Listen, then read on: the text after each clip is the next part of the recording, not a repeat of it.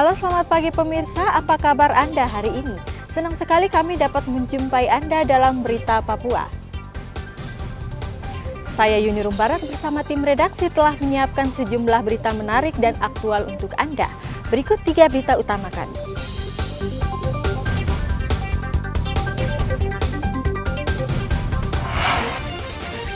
Rumah dinas Kapolda Papua terbakar.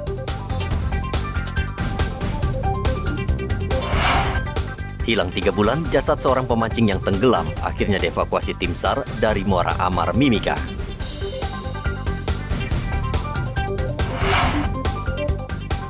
Curi konsentrat milik PT Freeport, 9 orang pelaku ditangkap tentara di Mimika.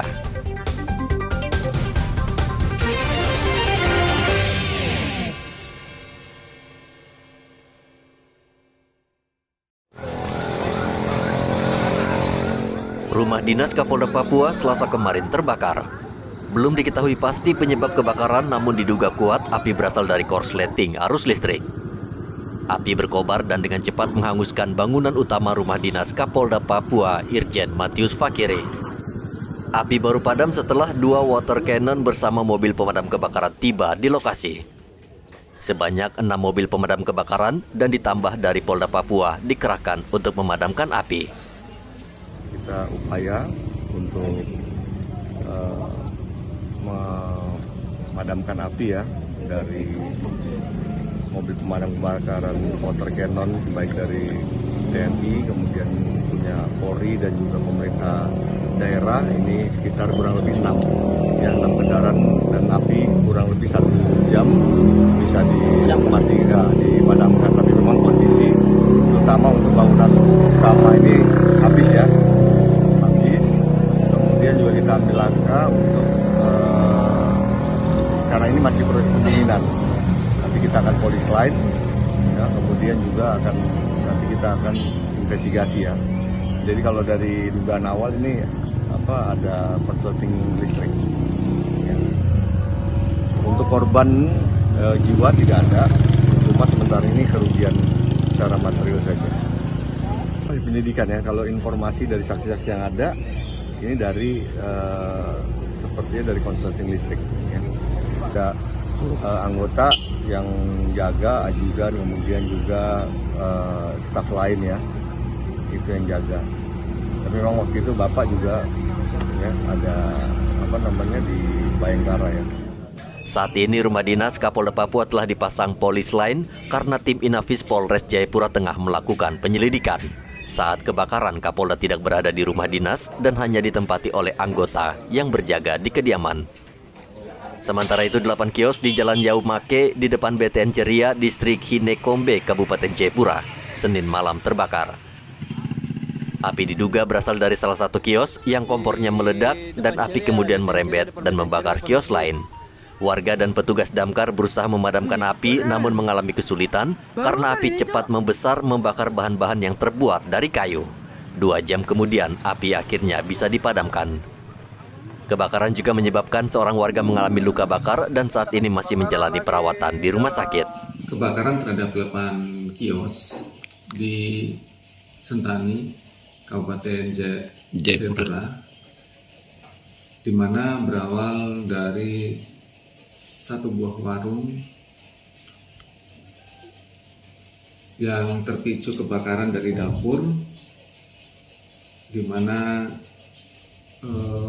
pada saat itu korban 1 orang luka bakar atas nama Christine yang kebakaran ini masih dalam tahap penyelidikan oleh pihak Reskrim Polres Jayapura Kabupaten untuk mencari tahu motif sebenarnya apa yang terjadi yang menyebabkan kebakaran. Akibat kebakaran tersebut, kerugian yang diderita pemilik kios ditaksir mencapai ratusan juta rupiah. Arthur melaporkan dari Jayapura, Papua.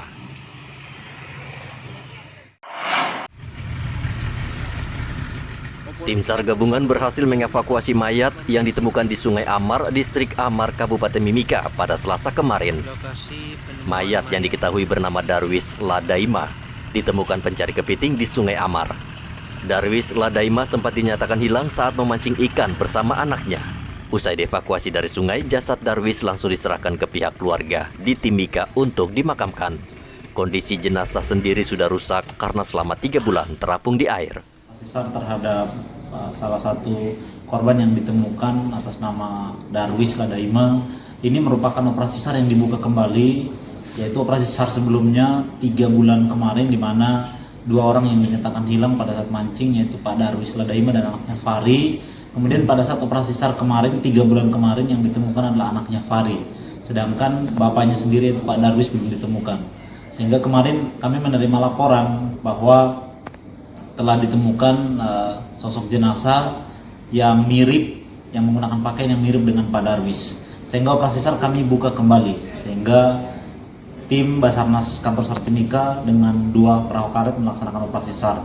Kemudian setelah sampai di tempat kejadian musibah atau kecelakaan, kami menemukan kemudian mengevakuasi, dan tim hari ini tiba di dermaga Pomako sekitar jam 21.00 atau jam 9 malam. Kemudian hari ini selesai jam 12 dan dilaksanakan debriefing dengan seluruh anggota.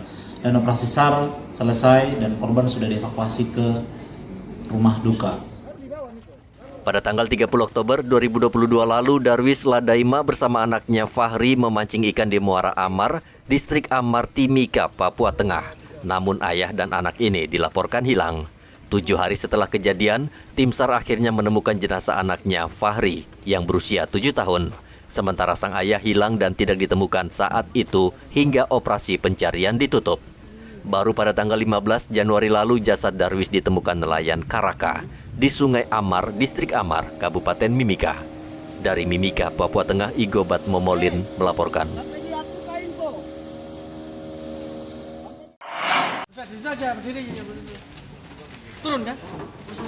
Tentara Angkatan Laut Timika bersama Satgas Amole menangkap 9 orang pelaku pencurian konsentrat tambang Freeport.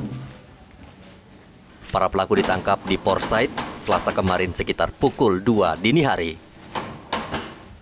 Dari tangan 9 pelaku, petugas menyita 34 karung berisi konsentrat dan uang tunai lebih dari 70 juta rupiah, serta 1 buah ponsel. Konsentrat tersebut diambil pelaku di aliran pipa tambang dari Tembagapura menuju Port Said. Kemudian konsentrat diangkut para pelaku dengan menggunakan mobil ke lokasi aman. Ada 9 pelaku yang diduga melaksanakan penggelapan yang ada di belakang. Penangkapan dilaksanakan TKP di Port Said. Jadi di TKP itu adalah wilayah penanggung jawab wilayah yang dipercayakan kepada Lanal untuk menjaga, bekerjasama dengan Satgas Pamopintas dan Satgas Amole, bekerjasama dengan PT Freeport.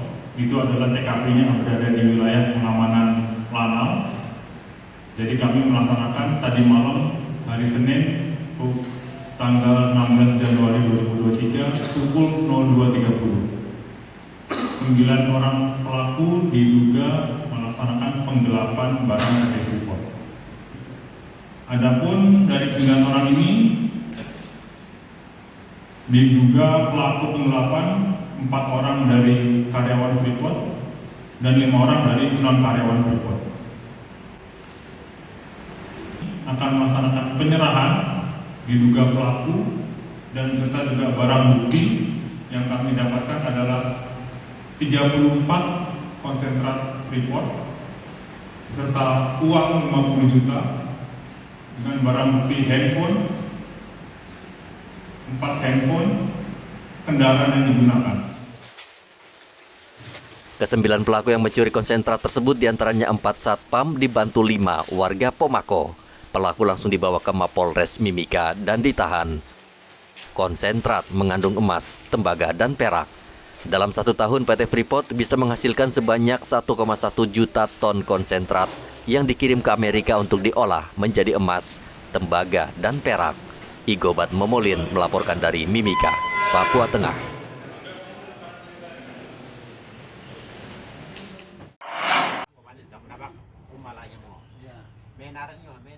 Warga pemilik hak ulayat tanah tambang Tembagapura kembali memprotes manajemen PT Freeport Indonesia terkait penandatanganan kerjasama AMDAL yang digelar di Bali pada tanggal 3 Januari lalu. Saat itu PT Freeport Indonesia membawa sejumlah warga guna melakukan pertemuan terkait penandatanganan AMDAL.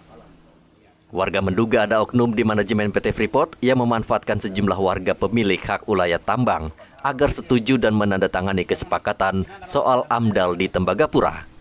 Yanes Natkime, salah satu tokoh masyarakat yang juga pemilik hak ulayat tanah tambang PT Freeport, berharap pemerintah dan manajemen PT Freeport jeli merekrut warga yang terdampak langsung untuk diikutsertakan dalam penandatanganan MOU AMDAL di Bali. Mereka juga meminta bila perlu proses penandatanganan AMDAL dilakukan di Timika karena pengelolaan tambang berada di Kabupaten Mimika. Kalau yang niat benar-benar niat baik terhadap masyarakat yang punya hak ulayat, kalau niat baik berarti datanglah yang kami yang ada duduk ini berbicara baik-baik dan apa keinginan kami untuk ke depan seperti apa. Kami mau supaya masyarakat harus sejahtera, harus diperhatikan baik-baik seperti Kalimantan, NTT. Jadi mereka harus punya hak ulayat, harus diperhatikan benar-benar. Kami yang ada di semua di sini menyatakan apa yang mereka ke sana itu tidak benar dan tidak sah. Menyatakan ilegal. Betul. Dan tidak sah. Harus sabut kembali. Baru duduk bersama dengan kami seperti ini. Ada orang-orang yang bermain di balik AMDAL. Sebenarnya AMDAL berbicara tentang perkembangan perusahaan itu termasuk masyarakat. Masyarakat di mana lokasi itu ada masyarakat adat. Masyarakat adat yang bagaimana memegang daerah hak ulayat itu setempat. Oleh karena itu kami juga mau mengatakan bahwa di dalam hukum agraria, pasal 62 1999 itu berbicara tentang hak ulayat masyarakat, hak ulayat masyarakat yang masyarakat mau mengelola sesuatu, pemerintah mau mengelola sesuatu harus bicara dengan masyarakat setempat. Warga pemilik hak ulayat tambang pada intinya tetap mendukung pengoperasian penambangan emas di Tembagapura terus berjalan. Mereka hanya meminta manajemen PT Freeport Indonesia jeli merekrut warga dalam penandatanganan AMDAL sehingga kerjasama dengan perusahaan bisa bermanfaat dan tepat sasaran. Dari Mimika, Papua Tengah, Igobat Momolin melaporkan.